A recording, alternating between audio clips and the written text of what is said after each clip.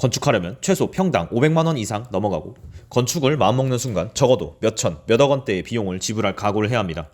그런데 이 몇천, 몇억의 비용을 사기당하면 어떨까요? 뉴스나 유튜브 영상에서도 사례가 굉장히 많습니다. 이렇게 사기에 휘말리게 되면 정말 극단적인 생각까지 하게 되는 분들도 정말 많이 봤고 건축하면 10년 늙는다는 말이 괜히 나오는 말이 아닙니다.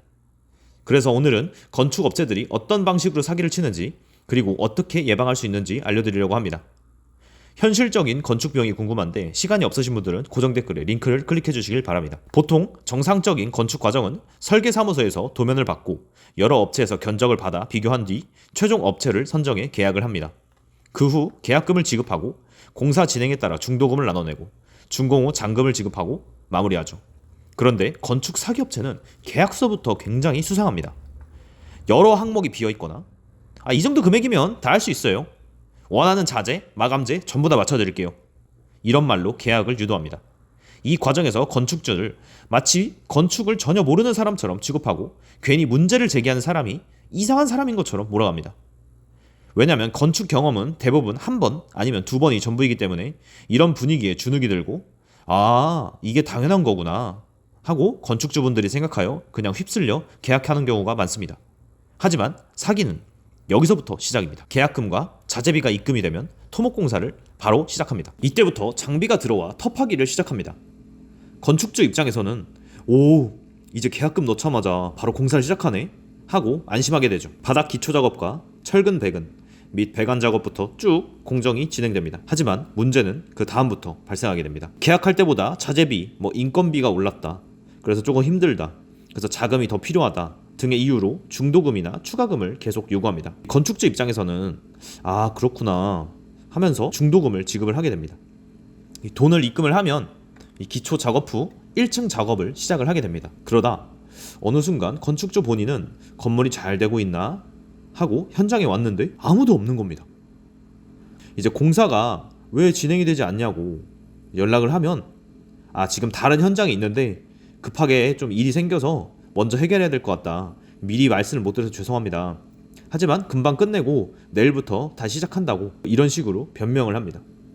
그래서 그냥 급한 일이 좀 있었나 보다 하고 좀 지나가고 다음날 현장에 인부들이 와서 일하는 모습을 다시 보기 시작하면 급한 일이 있었나 보다 하면서 지나가고 그러다 또 인부들이 안 오기 시작합니다. 그래서 담당자에게 전화를 하는데 이때부터 전화가 잘 안 됩니다. 그래서 어떻게 하다 연결이 되면 인건비가 올라서 자재비가 올라서 다른 현장에 또 문제가 생겨서 급하게 해결하고 가겠다 등 이런 변명을 늘어놓으면서 점점 기간이 길어지게 됩니다. 그러다 먼저 전화가 오게 되는 상황이 생길 겁니다.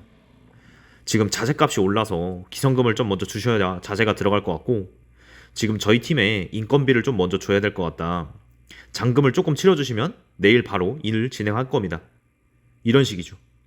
그래서 애가 타는 건축주는 인건비 명목으로 또 잔금을 치러주게 됩니다. 이 과정이 반복되다가 돈을 주지 않으면 공사는 그대로 중단됩니다. 그러다 연락이 아예 안 되고 답답한 상황이 반복됩니다. 그러던 어느 날 현장에 인부들이 다시 찾아오기 시작합니다.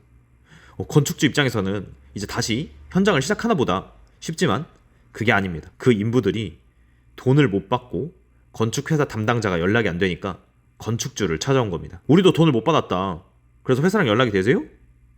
안 되면 건축주분이 먼저 좀 돈을 주셔야겠다 하면서 정말 황당하고 어이없는 일이 발생하게 됩니다. 일을 시키고 건축회사에서도 인부들에게 돈을 지급을 안 한 겁니다. 여기서부터 피해자가 겪는 최악의 상황이 됩니다. 딴지를 걸고 싶어도 계약서에 골조공사, 토목공사 등 세부 내용이 적혀있지 않기 때문에 어디까지가 완료인지 어디까지 진행됐는지 이런 기준이 명확하지 않습니다. 그래서 소송을 해도 법적으로 문제 삼기가 굉장히 어려운 상황이 됩니다.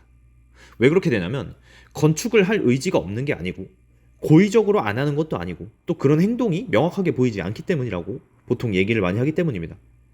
이게 바로 법의 허점을 노린 업체의 수법입니다. 이때부터 건축주는 들어가야 될 집도 없고 사무실도 없고 대출 이자는 계속 나가고 기존 월세도 계속 나가는 완전히 꼼짝 못하는 상황에 놓이게 됩니다. 그러면 정신적으로도 완전히 무너집니다. 이 소송을 하려고 해도 시간과 비용을 버틸 수 있는 사람이 많지 않기 때문입니다. 그 업체를 찾아서 그 담당자를 찾아서 재판에 넘어가도 자기는 돈이 없다, 배째는 사람이 태반입니다.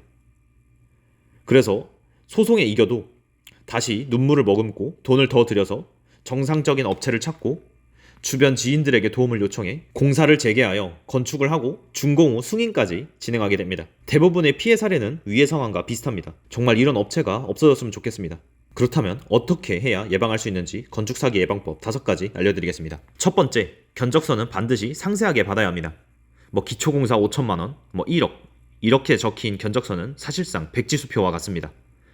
공정별 자재 수량, 인건비 등이 빠져 있으면 추가 비용을 요구받아도 대응할 방법이 없습니다. 반드시 세부 견적서를 받아 건축주 분도 이해를 하셔야 하고 파일로 꼭 저장해 두세요. 두 번째, 계약금, 중도금을 과도하게 주시면 안 됩니다. 초반에 30%, 중간에 또 30% 이런 식이 아니라 그러면 공사가 끝나기도 전에 돈이 거의 정말 다 나가게 됩니다.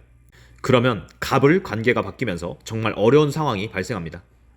그래서 계약서에 명시된 내용으로 금액을 지급하시기 바랍니다. 안전한 예시는 계약금 몇 퍼센트, 기초 공사 후 몇 퍼센트, 층별 공정금 몇 퍼센트, 준공 후 잔금 등 이런 실제 공정에 맞춰서 나눠주는 방식이 가장 적합합니다. 세 번째, 구두 약속은 아무 의미가 없습니다. 이렇게 다 해주겠다 이런 말은 나중에 자기는 그런 말 한 적 없다로 다 바뀌게 됩니다.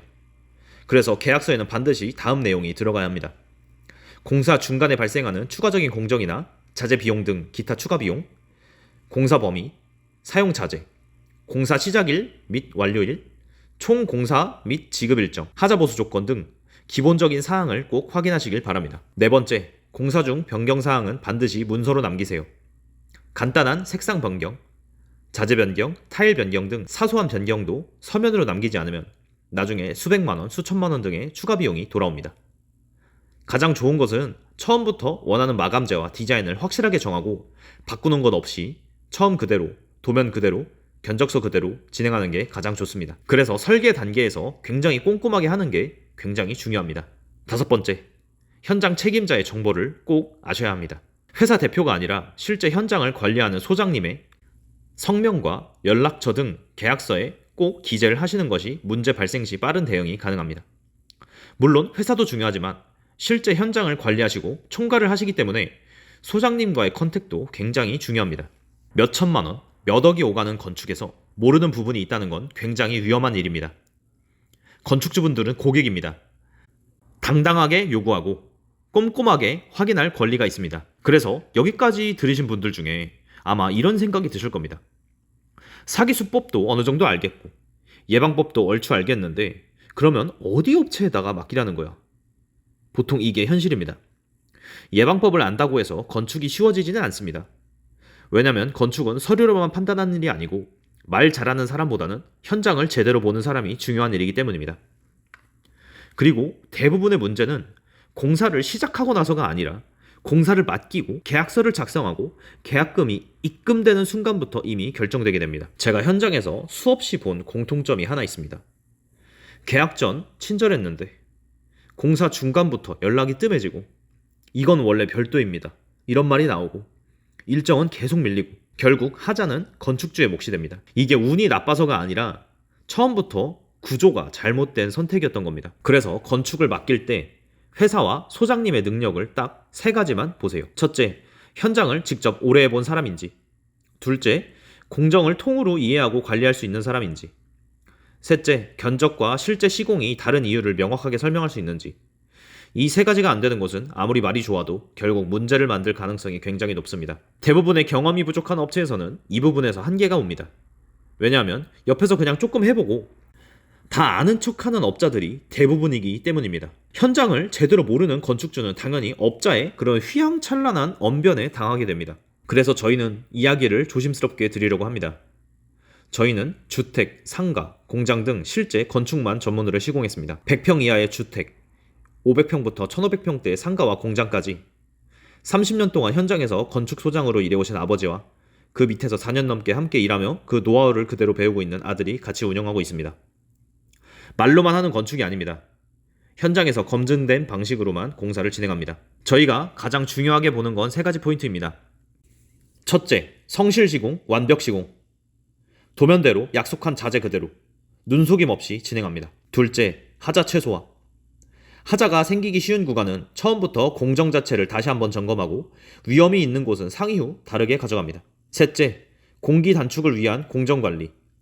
무리하게 줄이는 게 아닙니다. 겹칠 수 있는 공정을 최대한 깔끔하게 정리해서 불필요한 시간과 비용 낭비를 없앱니다. 그래서 결과적으로 건축주는 공사기간 스트레스가 줄고 추가 비용 분쟁이 줄고 준공 후 하자와 각종 문제도 최소화됩니다. 그리고 견적은 정직하게 합니다. 솔직하게 말씀드리면 싸게 부를 수가 없습니다. 대신 왜 이 금액이 나오는지, 어떤 공정이 포함되어 있는지, 어떤 자재를 사용했는지, 무엇을 빼면 어떤 문제가 발생하는지 그건 다 설명해 드릴 수 있습니다. 정직하고 합리적인 견적.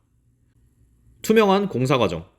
이게 저희가 가장 중요하게 지키는 기준입니다. 이 영상을 보시고 나도 언젠가는 건축을 해야 할 것 같다. 지금 계획 중인데 불안하다. 이런 생각이 드신 분들이라면 적어도 잘못된 선택은 하지 않도록 상담 정도는 받아보셔도 충분히 괜찮습니다. 바로 계약하자는 얘기가 아닙니다. 계획이 맞는지, 공사 자금을 위한 PF 대출부터 지금 시작해도 되는지, 어떤 상황인지 그것부터 같이 봐드립니다. 건축은 한번 시작하면 되돌리기 정말 어렵습니다. 그래서 더더욱 처음 선택이 중요하고 이 영상이 여러분의 건축에서 적어도 피해야 할 선택 하나라도 줄였다면 정말 좋겠습니다.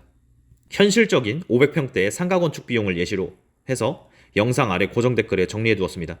건축을 고민 중이신 분들, 그런 분들을 위해 무료 상담 및 견적 안내 드립니다.